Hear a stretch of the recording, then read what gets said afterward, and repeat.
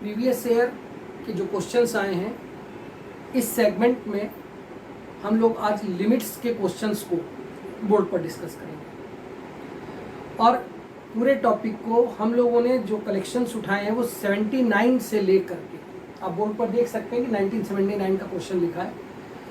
79 के पहले के भी क्वेश्चन है लेकिन लिमिट इंट्रोड्यूस हुआ था इसलिए वो क्वेश्चन इतने टफ नहीं है, सब फैक्टर बेस्ड क्वेश्चन है। और आज के लिए वो सारे क्वेश्चन 12th में कोई भी बच्चा अगर अच्छी से तैयारी कर रहा है, 11th उसने ठीक से पढ़ा है तो उसके लिए वो क्वेश्चन टफ नहीं है, बहुत आसानी से कर सकता है। इसलिए हम लोगों ने 79 के पहले के क्वेश्चंस को डिस्कस नहीं किया और 79 से लेकर 2020 का ये जो भी एग्जाम हो चुका है इस तक के सारे क्वेश्चंस को हम लोग यहाँ पर बोर्ड पर डिस्कस करेंगे। ये हम पहले भी कर चुके हैं। हम लोगों ने इनवर्स फंक्शंस के क्वेश्चन को, आईटीएफ के क्वेश्चंस को डाला हुआ था, आर्क अपॉन रेडियस के क्वेश्चन को डाला हुआ था, लिमिट्स के क्वेश्चंस को आज डाल रहे हैं और ये कंटिन्यूअसली होगा। थोड़ा सा चेंज किया है, चेंज ये किया है कि एक साथ 79 से लेकर के 2020 तक के क्वेश्चन डालने की जगह इसको कंफर्ट जोन के हिसाब से जितने क्वेश्चन हम लोग एक बार में कलेक्ट कर सकते हैं उतने कर रहे हैं। और जो दूसरा चेंज किया है, इन सारे क्वेश्चंस पर एक बी क्वेश्चन बनाया है। एक क्वेश्चन ओरिजिनल है जो कि 19 मतलब जिस ईयर में आया है वैसे ही बोर्ड पर सॉल्व होगा, कोई चेंज नहीं किया जाएगा। लेकिन जो बी क्वेश्चन होगा वो आज अगर ये क्वेश्चन पूछा जाए तो उसमें किस तरह के चेंजेस हो सकते हैं इसको ध्यान में रख के बनाया गया है। पहला क्वेश्चन जो कि निहायत इजी क्वेश्चन है और हम ये भी कह सकते हैं एक तरह से, और ये ताज्जुब होगा आपको, ये 3 नंबर का क्वेश्चन आया था। ये एकदम बकवास क्वेश्चन है, कोई क्वेश्चन में बहुत बड़ी दम नहीं है। आप देखिए, अगर हम यहां पर ये ध्यान दें तो x की जगह अगर हम 0 डालते हैं और यहां पर cos 0 की वैल्यू 1 हो जाती है, इसका माने जो डिनोमिनेटर आता है वो हमारे पास एक ऐसा नंबर आता है वो 0 नहीं आ रहा। अगर 0 नहीं आ रहा तो इसका मतलब 0/0 का फॉर्म तो नहीं बन रहा, यानी क्वेश्चन इनडिटरमिनेट ऑर्डर का नहीं है। अगर इनडिटरमिनेट ऑर्डर का नहीं है तो हमने देखा कि अगर कोई x या जिस नंबर के लिए, मान लीजिए आप a के लिए किसी क्वेश्चन को सॉल्व कर रहे हैं और आपसे ये क्वेश्चन कहा जाए कि x टेंडिंग टू a पर आप लिमिट कैलकुलेट कीजिए और वो a डोमेन में है तो कोई मतलब ही नहीं है क्वेश्चन को सॉल्व करने का। आप सीधे सीधे अगर वहां पर a लिख देते हैं तो जो आंसर आ जाता है वही उस पर उसकी लिमिटिंग वैल्यू होती है। हाँ, ये जरूरी है कि अगर आप ये देखते हैं कि वो डोमेन में है तो आप LHL और RHL चेक कर सकते हैं। तो फिर ऑब्वियस सी बात है कि ये क्वेश्चन एक सिंपल क्वेश्चन है, यानी अगर हम यहाँ पर इसकी लिमिट वैल्यू निकालते हैं तो हमें क्या करना है, हम सीधे ही x की जगह, क्योंकि हमने ये चेक किया कि अगर ये इंडिटरमिनेट फॉर्म नहीं है और हमने ये चेक कर लिया कि जो 0 है वो डोमेन में मिलता है, तो ऑब्वियस है कि इसका मतलब क्वेश्चन में ऐसा कुछ नहीं है, हम डायरेक्टली रख सकते हैं। x की जगह हमने neglect 0, it is sine 0 upon, और यहाँ पर 0 प्लस कॉस स्क्वायर 0। अब यार देखो, कॉस 0 की वैल्यू 1 है और अगर कॉस 0 की वैल्यू 1 है तो अंडरस्टूड है कि डिनोमिनेटर तो 0 हुआ नहीं, ये रहा 0 और साइन 0 का मान भी 0 है। इसका मतलब जो ओवरऑल क्वेश्चन आया वो था 0/1 और उसका रूट भी यानी 0 हो गया, रूट लेने के कारण जो लिमिटिंग वैल्यू आई वो भी 0 हुई। अब आप समझिए ये क्वेश्चन 3 नंबर का आया था और अगर आप थोड़ी सी भी मेहनत करते हैं तो यकीन कीजिए कि किसी भी पेपर में 4-5 क्वेश्चन ऐसे होते हैं जो बहुत आसान होते हैं। खैर, इसी तरह का अब हम एक बी क्वेश्चन कर रहे हैं, उसको देखिए। अब ये क्वेश्चन आया नहीं था, ये उसी तरह का क्वेश्चन अगर आज पूछा जाता तो क्या चेंजेस कर सकते थे, क्योंकि टफ तो बनाना नहीं है, वैसे ही क्वेश्चन पर बात कर रहे हैं। केवल एक चेंज कर दिया कि उसकी limiting value tending to infinite कर दी। अब अगर टेंडिंग टू इनफाइनाइट कर दिया तो ऑब्वियस सी बात है कि क्वेश्चन इनफाइनाइट अपॉन इनफाइनाइट हो गया। इसका मतलब ये क्वेश्चन इंडिटरमिनेट ऑर्डर का क्वेश्चन है, हमारे पास सॉल्व करने के 2 मेथड खुल जाएंगे। या तो हम एल हॉस्पिटल थ्योरम लगा दें, और या फिर अगर हमें कोई दूसरी चीज आती है तो हम कर सकते हैं, जैसे आपने पढ़ा होगा कि एक्स टेंडिंग टू इन्फिनाइट में अगर P x upon Q x का फॉर्मेट है, तो ये बात पता है कि कोई भी ऐसा term x tending to infinite के लिए उसकी लिमिटिंग वैल्यू, अप्रॉक्सीमेट वैल्यू 0 होती है अगर वो 1 अपॉन कर दी जाए तो। यही इसका बेसिक होता है। इसका मतलब जहां इनफाइनाइट बनने के चांस हो, आप केवल एक काम कीजिए कि ऐसे टर्म को कॉमन ले लीजिए, और कॉमन ले लेने के बाद उसको अपॉन में बना दीजिए। जब आप उसको अपॉन में बना देंगे तो वो वाला हिस्सा आपको पता है कि अपॉन में इनफाइनाइट आने का मतलब 0 हो जाएगा। अब एक और बात, ऊपर 1 होना जरूरी नहीं है। ऊपर कोई भी अगर एक फाइनाइट नंबर है और तब अगर अपॉन में ये x आ जाता और एक्सटेंडिंग टू इनफिनाइट करते तो भी आपको पता है 0 है। कोई भी नंबर हो, 3, 5, 0, हर नंबर पे केवल न्यूमरेटर उसका हर हाल में फाइनाइट होना चाहिए, और डिनोमिनेटर अगर टेंडिंग टू इनफिनाइट है तो ऑब्वियस है कि 0 हो जाएगा। इसका मतलब जब ऐसे क्वेश्चन देखते हैं तब हमें पता है कि डायरेक्ट इनफाइनाइट से हमको कोई फायदा नहीं मिलेगा। दैट्स वाई ऐसे क्वेश्चन जिसमें कि लिमिटिंग वैल्यू इनफाइनाइट टेंड कर रही हो और question P x upon Q x हो, वहां पर हम x को कॉमन ले लेते हैं। इसका माने ये क्वेश्चन अब बन जाता है साइन एक्स अपॉन एक्स, और यहां से कॉमन होकर के ये हो जाता है cos square x upon x. जबकि एक्स टेंडिंग टू इनफिनाइट, अब एक प्रॉब्लम आती है। प्रॉब्लम ये आती है कि अगर sine x x tending to infinite हो तो ये नहीं निकलेगा। लेकिन ये निकले या ना निकले, लिमिट नहीं निकलेगी, हमको मालूम है।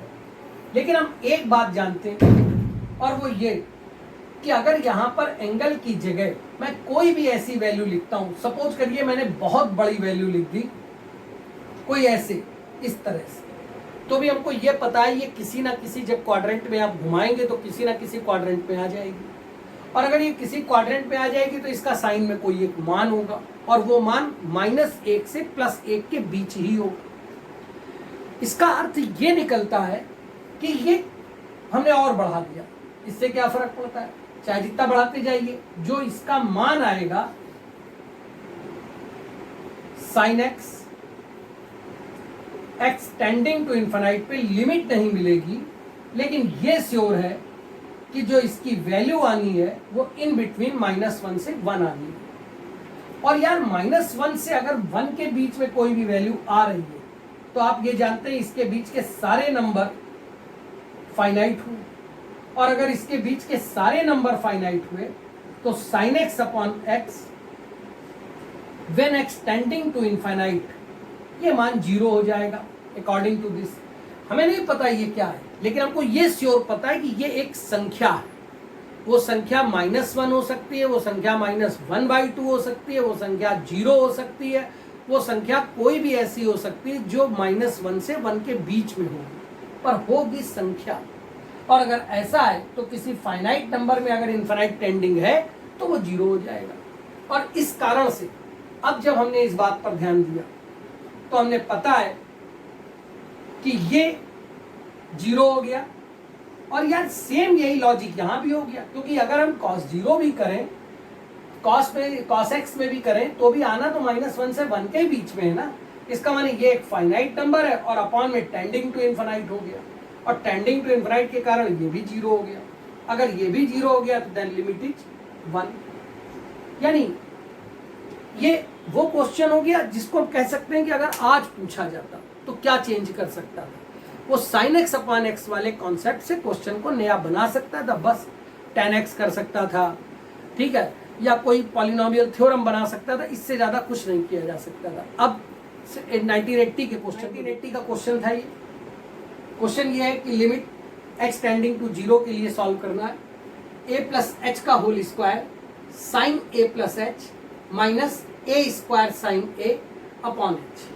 क्वेश्चन को सॉल्व करने के वैसे तो मेथड आप जितने खोज ले अच्छा है, लेकिन 3 ऐसे मेथड है जो आसानी से हो सकते हैं। जैसे मैं आपको तीनों मेथड डिस्कस करूंगा, एक बोल दूंगा, 2 डिस्कस कर दूंगा। जैसे सबसे पहले जब इसको सॉल्व किया तो हम जानते हैं कि जब तक ए स्क्वायर साइन ए का टर्म एक साथ नहीं दिखेगा, कुछ कॉमन तो आने वाला नहीं, यानी अभी तो कुछ कॉमन है नहीं, इसलिए जो भी साइन के टर्म के साथ लिखा हो पहले उसका होल स्क्वायर खोल दीजिए। इसका मतलब A square plus H square plus 2ha sine A plus H minus A square sine A upon h, जबकि h टेंडिंग टू 0।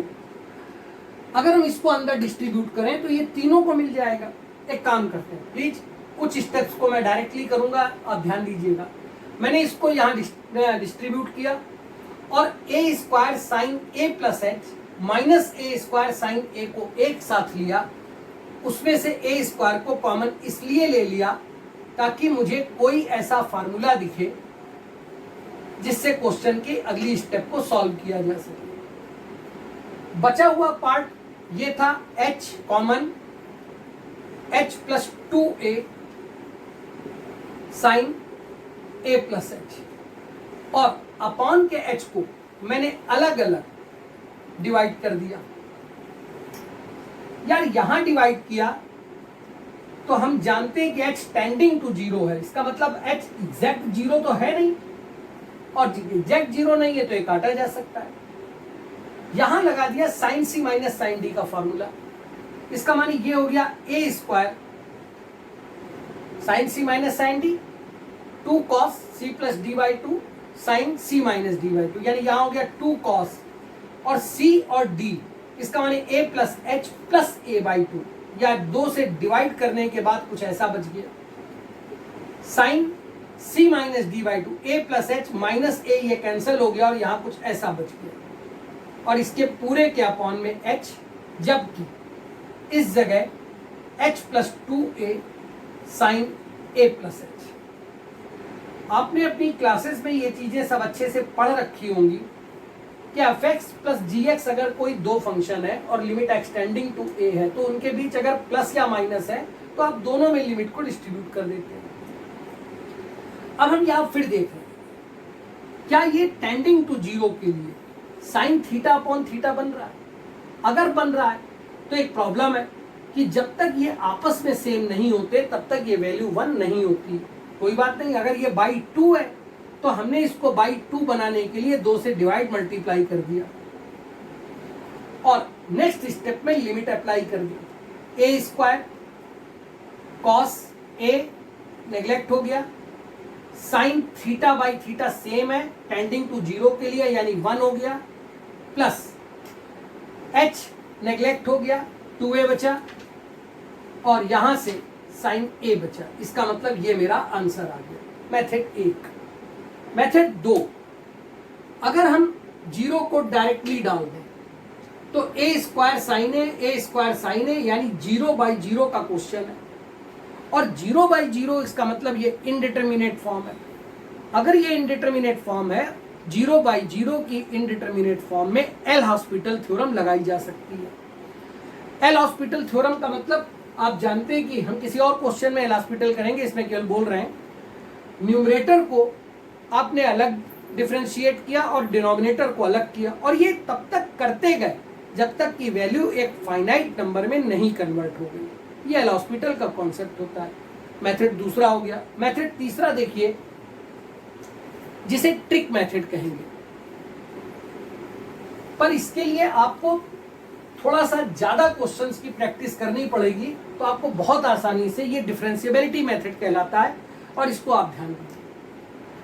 आपको अच्छे से पता है कि ये जो चीज लिखी है इसका मतलब जहां ये टर्म लिखा है इसको देखिए, और अगर इसको देखें तो हम अपनी तरफ से जानते हैं कि एक फंक्शन है x square sine x. X की जगह जब मैंने ए रखा तो ए स्क्वायर साइन है, और जब ए प्लस एच रखा तो ये रखा। इसका मतलब यार ये जो बात लिखी है ये एफ डैश एक्स है, और आपको एफ डैश एक्स पता होगा कि f of x plus H minus f x upon h when limiting x tending to 0 होता है। इसका मतलब जो लिखा है वो ए के लिए, ये पूरा टर्म डिफरेंशिएशन है, तो क्या प्रॉब्लम रहेगी? क्या मैं इसको डायरेक्ट डिफरेंशिएट नहीं कर सकता? कर दिया।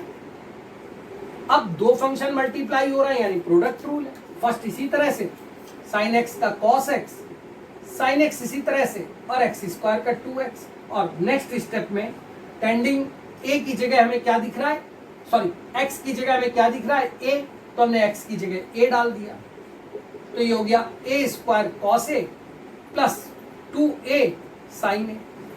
ये स्टेप्स ज्यादा कम छोटी हो जाती है, लेकिन हाँ ये तब हो सकता है जब आप कुछ क्वेश्चंस की लगातार प्रैक्टिस कर लें, तो आपको ये सरल दिख जाता है।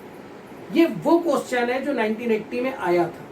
अब हम बात कर रहे हैं इसके बी क्वेश्चन की, जो आया नहीं था, लेकिन हम लोग एक ऐसे क्वेश्चन को लगातार डिस्कस करेंगे साथ साथ जो अब आ सकता है। जो क्वेश्चन जो मैंने जैसे सब 1980 के उस पहले क्वेश्चन जो ओरिजिनली आया था, हम उसकी बात करें। उस क्वेश्चन में था a प्लस एच का होल स्क्वायर। अच्छा, अगर पावर 2 यानी स्क्वायर है तो हम आसानी से खोल लेते हैं, A square plus H square plus 2h। अगर क्यूब भी होता तो भी हम आसानी से खोल ले जाते, लेकिन सपोज कीजिए कि वहां पर n लिखा होता, जैसे यहाँ 5 लिख दिया मैंने, या कोई एक बड़ा नंबर लिखा होता। ऐसा नहीं कि सॉल्व नहीं कर सकते, लेकिन तब हमको बाइनोमियल थ्योरम की हेल्प लेनी पड़ती है और क्वेश्चन बड़ा हो जाता। इसका मतलब वो वाला मेथड जिसमें हम होल स्क्वायर के फार्मूले को खोल कर सॉल्व करते हैं, वो केवल तभी हो सकता था जब a प्लस एच का होल स्क्वायर या होल क्यूब तक का टर्म है।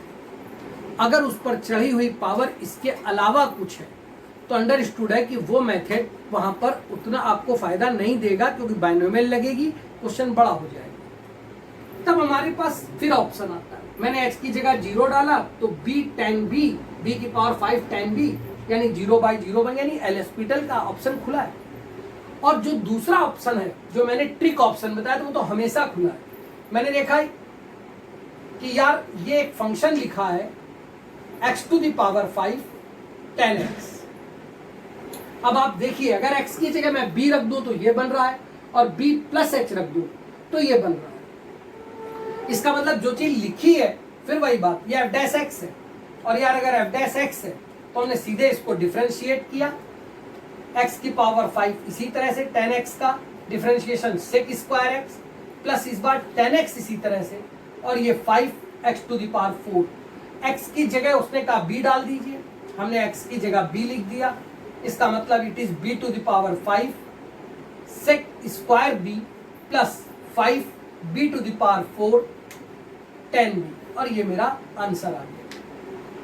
मुझे लगता है कि अगर आप इस पर प्रैक्टिस कर लेंगे तो आपके क्वेश्चन बहुत जल्दी सॉल्व हो जाएंगे, लिमिट के क्वेश्चन।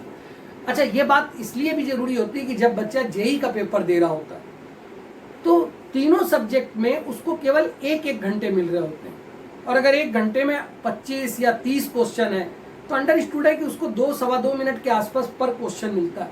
उसी में उसको पढ़ भी लेना है और उसी में उसको सॉल्व भी कर लेना है। कॉन्सेप्ट क्लियर है और ट्रिक आती है तो कभी गलती हो ही नहीं सकती। अब देखिए अगला क्वेश्चन, 1981 में जो क्वेश्चन आया था, ये ट्रू फॉल्स का क्वेश्चन था। एक स्टेटमेंट दिया था और उस स्टेटमेंट के अकॉर्डिंगली हमको ये तय करना था कि ये ट्रू है या फॉल्स है। क्वेश्चन ये था, if limit x tending to a, और एक फंक्शन था जो दो फंक्शन का प्रोडक्ट था, यानी fx इंटू gx को मिला के एक फंक्शन बनाया गया, ये प्रोडक्ट था। और कहता है कि अगर limit x tending to a exist करती है तो इसका मतलब क्या ये कहा जा सकता है कि fx को अलग a के लिए और gx को अलग a के लिए कोई ना कोई लिमिट एग्जिस्टिंग होगी। ये स्टेटमेंट था। देखिए, ये स्टेटमेंट जिस तरह से ये कंफ्यूज करने वाला स्टेटमेंट था, क्योंकि हम इसको पढ़ते हैं, लेकिन हमारी प्रॉब्लम ये है कि हम इसके इस हिस्से से पढ़ते हैं, यानी ये एक तरफ से सही है लेकिन ये वापसी में सही नहीं। जैसे जो हमने पढ़ा वो हमने ऐसे पढ़ा कि अगर किसी लिमिट में x टेंडिंग टू a के लिए fx और gx x tending to a के लिए दोनों एग्जिस्ट करते हैं तो उनके प्रोडक्ट से बनने वाला फंक्शन भी limit x tending to a के लिए एग्जिस्ट करेगा। पर ये जैसे बोल रहा हूं यार, ऐसे ही पढ़ना है। अगर इसका ऑर्डर पलट दिया तो वाइसे वर्सा ये ट्रू नहीं है। यानी अब इसको सिंपल ऐसे समझ लीजिए, ये एक फंक्शन मैंने fx लिया जो कि cos x है, और मैंने कहा एक्सटेंडिंग टू पाई बाई 2, तो आप जानते हैं कि ये पाई बाई 2 डोमेन में है और ये 0 आ जाएगा। फिर मैंने कहा एक दूसरा फंक्शन है gx जो कि 10x है, और वो भी एक्सटेंडिंग टू पाई बाई 2 है, तो आपको पता है लिमिट एग्जिस्ट ही नहीं करेगी, यानी इसका लिमिट डज नॉट एग्जिस्ट। और ये भी आपको पता होगा कि लिमिट इसमें क्यों नहीं एग्जिस्टिंग थी। उसका कारण था कि अगर हम पाई बाई 2 पर इसका ग्राफ बना के देखें तो हमें पता है कि पाई बाई 2 से जस्ट पहले यानी LHL के लिए ये प्लस इन्फिनाइट पर ट्रेंड कर रहा है, और पाई बाई 2 के जस्ट बाद यानी RHL के लिए माइनस इन्फिनाइट है। इसका मतलब LHL और RHL आपस में मैच नहीं करते, इसलिए लिमिट एग्जिस्टिंग नहीं है। ये तो अलग अलग हो गई बात। अब यार एक काम करो, एक फंक्शन बनाओ fx इंटू gx से, जो कि phi x नाम का एक फंक्शन है। fx यानी cos x, gx यानी tan x, और इनको काट दो तो ये sin x upon cos x होने के बाद cos x रह जाता है। और अब अगर हम यहाँ पर आपसे कहें कि एक्सटेंडिंग टू पाई बाई 2 के लिए sin x हो जाता है, और अगर हम आपसे यहाँ पर कहें कि टेंडिंग 2 के लिए इसको सॉल्व किए तो ये 1 है। इसका मतलब प्रोडक्ट को आफ्टर कैलकुलेशन जब हमने चेक किया तो लिमिट एग्जिस्ट कर रही थी। अब मुझे तो पता नहीं ना कि ये प्रोडक्ट जो दिया गया है, ये टर्म को दिया गया है, ये प्रोडक्ट अलग अलग करके दे रहा है वो या मल्टीप्लाई करके दे रहा है। जैसे अगर वो मल्टीप्लाई के बाद उसका कैलकुलेशन दे रहा है हम जान ही नहीं पाएंगे, लेकिन अगर वो अलग अलग देता तो हो सकता है हम कहते कि हाँ यार अलग अलग इसको चेक किया जाए। यानी प्रोडक्ट में लिमिट एग्जिस्ट कर रही है, लेकिन अलग अलग उनकी लिमिट एग्जिस्ट कर रही है ये नहीं हुआ। यानी ये स्टेटमेंट जो दिया गया है ये एक फॉल्स स्टेटमेंट है। ये बात ध्यान रखिए। ये 1981 का क्वेश्चन था। इसका बी क्वेश्चन इसलिए बनाना जरूरी नहीं समझ रहा क्योंकि बी क्वेश्चन में एक लैंग्वेज का एक और क्वेश्चन ही और बनाया जा सकता है इसी तरह का, वो आपने थ्योरी में पढ़ रखा। मैं क्या करूंगा, मैं ज्यादा से ज्यादा यहाँ fx इंटू gx की जगह fx अपॉन gx कर दूंगा या fx प्लस gx कर दूंगा, तो वो आप भी कर सकते हो। अब देखते हैं हम लोग अगले क्वेश्चन। ये क्वेश्चन आया 2 to the power x minus 1 upon 1 plus x to the power half, या ये कह सकते हैं under root 1 plus x minus 1 when x tending to 0। ऐसे क्वेश्चन को जब हम देखिए, हम लोग ये पूरी क्लास कर रहे हैं ये मान करके कि आपने तैयारी की हुई है, इसलिए यह कॉन्सेप्ट या पूरा प्रूवमेंट पे नहीं जा रहे, पर जहां जरूरत समझते हैं वहां उनकी चीजों को आपसे बताते चल रहे हैं। अब जैसे ये क्वेश्चन आया, हमने x की जगह 0 डाला तो ये बन गया ऊपर भी 0 और नीचे भी 0, यानी एल हॉस्पिटल थ्योरम का ऑप्शन खुल गया। या फिर यहां पर दूसरा ऑप्शन ये आया कि हमने 1 प्लस एक्स की पावर हाफ को 1 प्लस एक्स की पावर n के बाइनोमियल मेथड से एक्सपेंड कर दिया।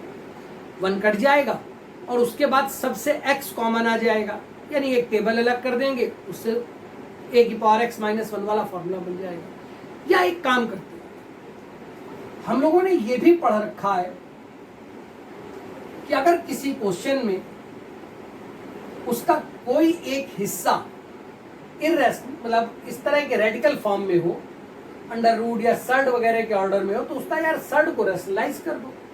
मुझे लगता है ये ज्यादा सरल था। और जब इसको हमने रैशनलाइज किया तो आपको पता है कि root of 1 plus x plus 1 upon root of 1 plus x plus 1 से हमने डिवाइड मल्टीप्लाई कर दिया। ये बन गया a, जब पूरा सॉल्व कर लेंगे तो a square minus b square बन जाएगा।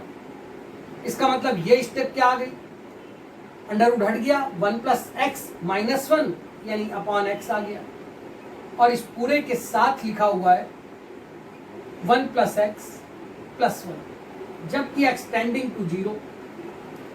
अब आप ये जानते हैं कि a to the power x minus 1 upon x when x tending to 0 के लिए आप सॉल्व करते हैं तो a की पावर, मेथड बोले दे रहा हूं, लिख नहीं रहा हूं, a की पावर x का एक्सपेंशन फॉर्मूला लगता है 1 प्लस एक्स लॉग ए प्लस एक्स लॉग ए का होल स्क्वायर बाई 2। यार 1 कटता है, एक्स कॉमन होकर के कट जाता है, लिमिट यूज करते हैं, लॉग ए बचता है और बाकी आगे के सारे टर्म नेग्लेक्ट हो जाते हैं। इसका मतलब इसको हमें डायरेक्टली पता है कि इसमें इसकी जो आंसर आने वाली है वो लॉग ए है। तो फिर क्यों हम सॉल्व कर रहे हैं? इसका मतलब इसका हमें मान सीधे सीधे पता है कि ये log ऑफ 2 है, और जब यहां पर हम लिमिट एक्सटेंडिंग टू 0 लगाते हैं तो ये 0 हो गया, रूट 1 का 1 आ गया, 1 प्लस 1 इंटू 2 हो गया, या इसको हम 2 log 2 लिख देते हैं, या log कॉन्सेप्ट से हम यहाँ पावर को ऊपर ले जाते हैं और 2 स्क्वायर, इसका मतलब log ऑफ 4, और यही उसका ऑप्शन था जो कि सही था। ये क्वेश्चन आया था। अब थोड़ा और सोचते हैं, इसके बी क्वेश्चन को बनाते हैं कि अब अगर ये पूछा जाएगा तो कैसे आए। क्वेश्चन है, अब इस क्वेश्चन में हो सकता है कि यहाँ एक्स स्क्वायर हो और यहाँ की टर्म एक से ज्यादा अगर ए की पावर एक्स में आपको दिख रहा है तो ये अंडरस्टूड है कि इसका मतलब ए की पावर एक्स के 2 या 2 से ज्यादा टर्म आपस में मल्टीप्लाई हुआ है। ये थोड़ा सा याद रखिए, जैसे अगर यहाँ क्यूब होता तो मैं यहाँ पर निश्चित तौर पे और टर्म देख रहा होता, इसका मतलब तब a की पावर x, b की पावर x ऐसे टर्म को 3 फैक्टर्स बने होंगे।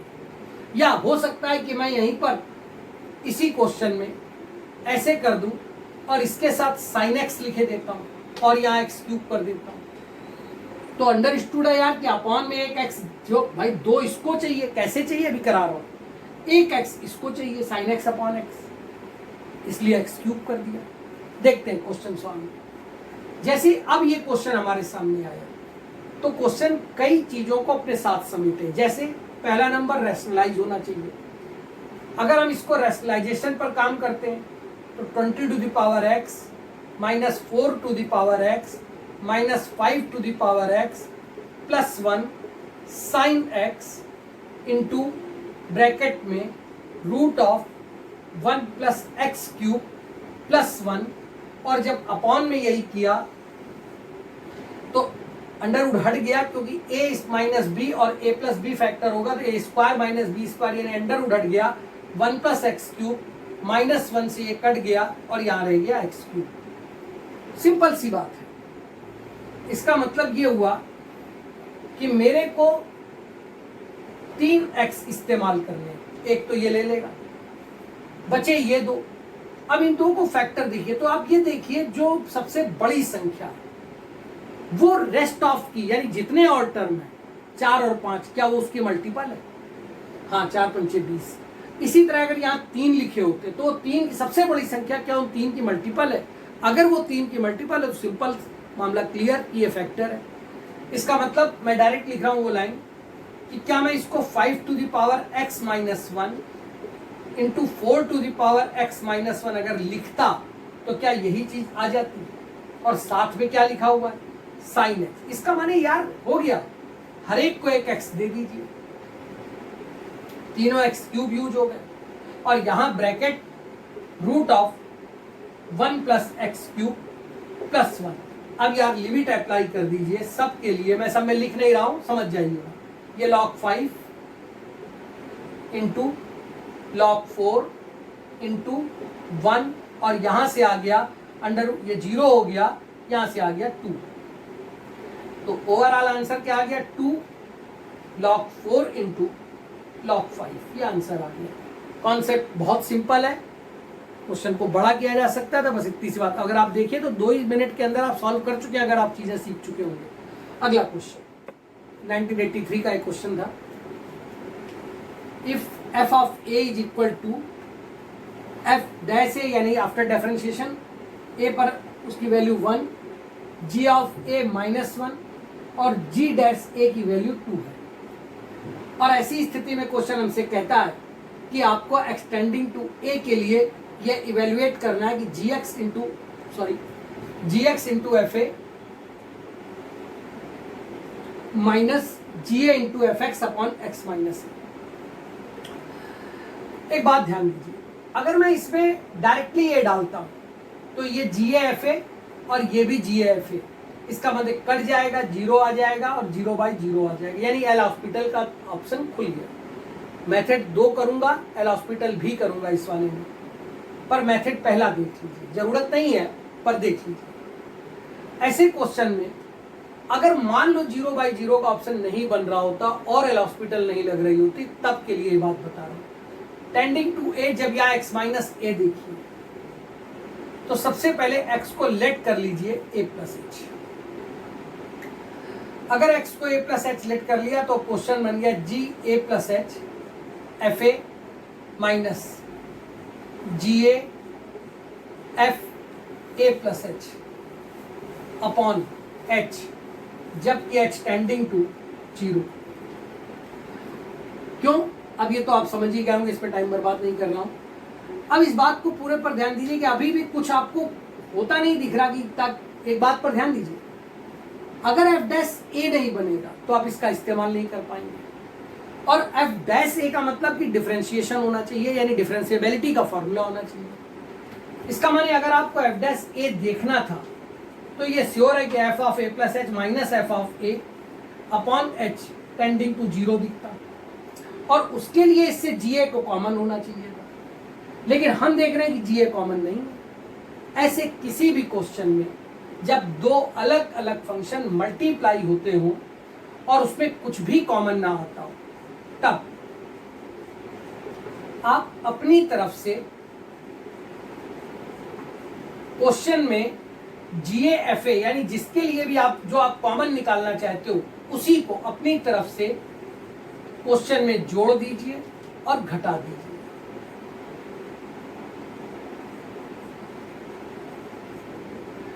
जब आप ऐसा करेंगे अपॉन h टेंडिंग टू 0, जब आप ऐसा करेंगे तो आप देखेंगे कि इससे fa कॉमन आ गया, इसका माने ये हो गया f ऑफ a, और जो बचा वो था GA plus H minus GA upon h, जबकि h टेंडिंग टू 0। इस वाले से हमने देखा कि GA कॉमन आ रहा, माइनस का GA, माइनस क्यों कॉमन लिया? क्योंकि इसको पॉजिटिव होना चाहिए। f of a plus H minus f of a, और ये h जब यहां डिवाइड किया h, जबकि h टेंडिंग टू 0। क्या ये डिफरेंशिएबिलिटी का कॉन्सेप्ट है? अगर है तो ये हो गया f ऑफ a और ये हो गया g डैश a। इसी तरह से सेम ये GA और ये f डैश a। अब यार क्वेश्चन इसलिए खत्म हो गया क्योंकि हमें इन सब के मान दिए हुए हैं। FA की वैल्यू 2, G डैश A की वैल्यू 2 माइनस GA की value minus 1, F dash A की वैल्यू 1। ये माइनस माइनस प्लस हो गया और इस तरह से हमारा आंसर 5। क्वेश्चन इतना टेक्निकल नहीं था, आसान है, लेकिन ये इसलिए कराया गया कि अगर कभी किसी मान लीजिए 0, अभी मैं इसका एल हॉस्पिटल मेथड भी बताने जा रहा हूं, लेकिन अगर इस क्वेश्चन को आप देख रहे हैं और बाय द वे कुछ कॉमन नहीं आ रहा, क्वेश्चन में डैश आपको दिख रहा है कि ये गिवन है, तो डैश दिखते ही मतलब वो डिफरेंशिएबिलिटी का यूज आपसे कराना चाहता है, और डिफरेंशिएबिलिटी का जो फॉर्मूला है उसको आप देख ले, f of a plus H minus F A upon H, यानी ये आपको दिखना चाहिए। इसके दिखने के लिए जरूरी है कि f ऑफ a आपको कहीं कॉमन चाहिए, जो आपको कॉमन दिख नहीं रहा, कोई बात नहीं, जो टर्म चाहिए उसी को मैंने क्वेश्चन में माइनस और प्लस कर दिया और क्वेश्चन बहुत आसानी से सॉल्व हो गया। अब इसका भी मेथड 2 देख लीजिए। इसके मेथड 2 पे क्या करते हैं हम लोग, हम ऐसे नहीं कर रहे इस बार। हमने जैसे ही देखा कि जब डायरेक्टली लिमिट डाली और ये 0/0 आ गया, 0/0 आने का मतलब ये इनडिटर्मिनेट फॉर्म है, और इनडिटर्मिनेट फॉर्म 0/0 अगर उसका बेसिक है तो हम एल हॉस्पिटल्स थ्योरम या एल हॉस्पिटल रूल लगा सकते हैं। एल हॉस्पिटल रूल हमसे ये कहता है कि एक फंक्शन अगर इंडिटरमिनेट बन रहा है और वो px अपान qx के ऑर्डर में है तो न्यूमरेटर को अलग डिफरेंशिएट करते हैं और डिनोमिनेटर को अलग, लिमिटिंग वैल्यू डालते हैं। अगर फाइनाइट आ गया देन गुड, नहीं आ गया तो इस प्रोसेस को तब तक करते रहते हैं जब तक कि आपकी फाइनाइट वैल्यू ना आ जाए। हमने इस कारण से इसमें एल हॉस्पिटल लगा दी। न्यूमरेटर डिफरेंशिएट किया, एफ ए एक कांस्टेंट टर्म है इसलिए बाहर आ गया, पर जी का तो जी डैश एक्स हो गया, इस बार जी ए बाहर आ गया और एफ का एफ डैश एक्स हो गया, अपॉन में ए जीरो और ये 1 आ गया। अब जैसे ही आपने एक्सटेंडिंग टू ए लगाया तो ये बन गया F of A G dash A G of A F dash A, और लास्ट लाइन आपने वैल्यू डाल दी, एफ ऑफ ए की वैल्यू 2, जी डैश की वैल्यू 2, जी ए की वैल्यू -1 और इसकी 1। इसका मतलब आंसर इज 5। ये ज्यादा आसान हो जाता है। एल हॉस्पिटल तब जरूर लगा दीजिए जब आपको लगे कि क्वेश्चन लंबा हो रहा है। जैसे अब इसका मैं एक बी क्वेश्चन करने जा रहा हूं, वो देखते हैं। अब जैसे इसका ये बी क्वेश्चन है, ये आया नहीं है, ये ऐसा एक सोचा जा रहा है कि अगर मान लो क्वेश्चन को और टफ करता तो क्या कर सकता था। अब इस वाले क्वेश्चन में एल हॉस्पिटल ही ऑप्शन है, मतलब सॉरी मैं गलत कह गया, अगर दूसरा आप ऑप्शन लगाओगे तो क्वेश्चन का कैलकुलेशन बड़ा हो जाएगा, क्या फायदा। एल हॉस्पिटल पे देखते हैं। क्वेश्चन में ये x tending to a g a direct g under root f A minus g under root f a, यानी 0 ऊपर आ गया 0 नीचे आ गया, और जब 0 बाई 0 है तो ये श्योर है कि इसका मतलब हम यहाँ पर एल हॉस्पिटल थ्योरम लगा सकते हैं। एल हॉस्पिटल थ्योरम के अकॉर्डिंगली हम जानते हैं कि इसका मतलब इसका अलग डिफरेंशिएशन। तो यार पहला पार्ट तो रूट ऑफ एफ ए हमें करना ही नहीं है, जबकि इसका जी डैश एक्स माइनस इस बार जी ए इसी तरह से, और एफ डैश का 1/2 रूट ऑफ एफ एक्स, और चेन रूल से एफ एक्स का फिर से एफ डैश एक्स, जबकि डिनोमिनेटर आ गया 1 और एक्सटेंडिंग टू ए। क्योंकि यहां जब आप इसको करोगे तो रूट का करोगे ना, तो रूट एक्स के लिए, पर वो तो चेन रूल है, वो रूट है, रूट एफ एक्स है, रूट एक्स तो है नहीं, तो 1/2 रूट एक्स पहले हुआ, अब एक्स की जगह एफ एक्स था इसलिए F dash X. Limit use कर दी, F A into G dash A minus ji A 1/2 under root F of A into F dash A. अब लास्ट बार हमें ये सारे मान दे रखे, तो ये हो गया रूट ऑफ एफ ए यानी 4, जी डैश ए की वैल्यू यानी माइनस का 2, माइनस जी ऑफ ए की वैल्यू यानी 2, 1/2 एफ ए की वैल्यू 4, एफ डैश ए की वैल्यू 1, और ये सब कैलकुलेट कर दीजिए। तो रूट 4 से बाहर 2 आ गया, 2 इंटू 2 यानी माइनस का 4, ये 2 कट गया और यहाँ रूट 4 से बाहर 2 आया, 1 का इम्पैक्ट 1 से वही रह गया यानी माइनस का 1/2। दैट मीन्स जब आपने इसको कैलकुलेट किया तो माइनस का 9/2 ये आंसर हो गया। मुझे लगता है ये कोई इतना टेक्निकल या टफ नहीं था कि जो आप आसानी से नहीं कर सकते। जैसा कि हम लोगों ने डिसाइड किया हुआ है कि हम लोग जब प्रीवियस ईयर क्वेश्चन करेंगे तो हम लेक्चर्स को छोटे रखेंगे, अदरवाइज आप बड़े लेक्चर्स हो जाते हैं, आप बोर होने लगते हैं, क्वेश्चंस आपको लगता है बहुत ज़्यादा होगा। तो केवल आज हम लोगों ने इस लेक्चर में 1979 से और 1983 यानी 5 साल के क्वेश्चन 79, 80, 81, 82 और 83, शायद 84 में लिमिट का कोई भी क्वेश्चन नहीं आया था, अगर मेरी याददाश्त सही है तो मैं एक बार देख लूं।